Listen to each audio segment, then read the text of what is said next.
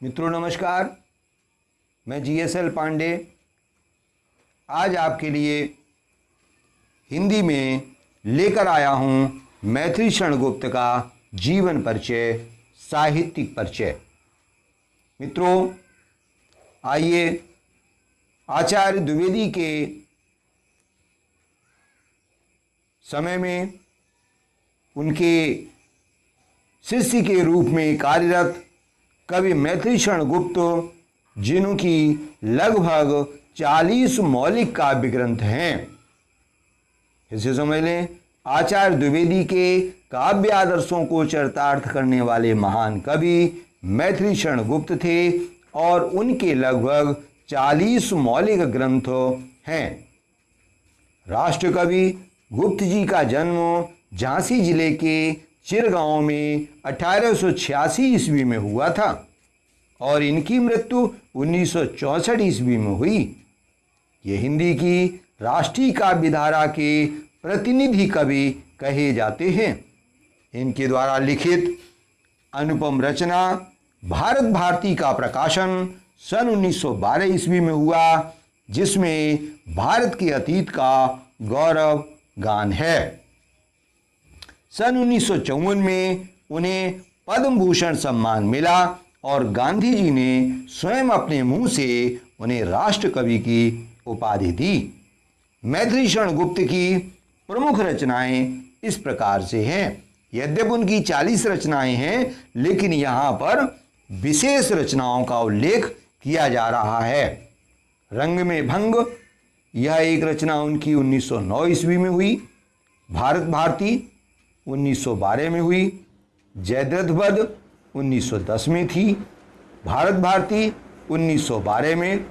इसी प्रकार किसान 1917 में, शकुंतला 1923 में, पंचवटी 1925 में, अनग यह भी सन 1925 में, हिंदू 1927 में, शक्ति 1928 में, गुरुकुल 1929 में, विकट भट्ट 1929 में, साकेत 1932 में, यशोधरा 33 में, द्वापर 36 में, सिद्धिराज 36 में, नहुस 40 में, कुणाल गीत 42 में, काबा और करबला 42 में, पृथ्वीपुत्र 50 में, जय भारत 52 में और विष्णुप्रिया 57 में। मित्रों सोचिए, इतनी रचनाओं में किसी किसी वर्ष में तो 2-2 रचनाएं प्रकाशित हैं। इस प्रकार से वह महान कवि हुए। गुप्त जी राम भक्त कवि थे। रामचरित को विशेषता देते हुए भी हिंदू धर्म के अन्य आराध्यों व बौद्ध, सिख, शाक्त, इस्लाम आदि से संबंधित महापुरुषों का भी चरित्र गान किया। वे अपने राम को ब्रह्म का अवतार मानते हैं और उनके अवतार का उद्देश्य धरती को स्वर्ग बनाना चाहते थे। उन्होंने लिखा भी है कि हो गया निर्गुण सगुण साकार है, ले लिया अखिलेश ने अवतार है। वे राम की महिमा स्वीकार करते हैं और उनके नामोच्चारण से ही व्यक्ति का उद्धार हो सकता है, ऐसा उन्होंने लिखा। जो नाम मात्र ही स्मरण मदीय करेंगे, वे भी भवसागर बिना प्रयास तरेंगे। इसी प्रकार से यशोधरा गौतम बुद्ध के गृह त्याग पर आधारित काव्य है।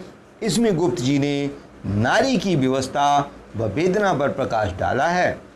अबला जीवन हाय तुम्हारी यही कहानी, आंचल में है दूध और आँखों में पानी। इस प्रकार उन्होंने नारी की स्थितियों का उल्लेख किया है।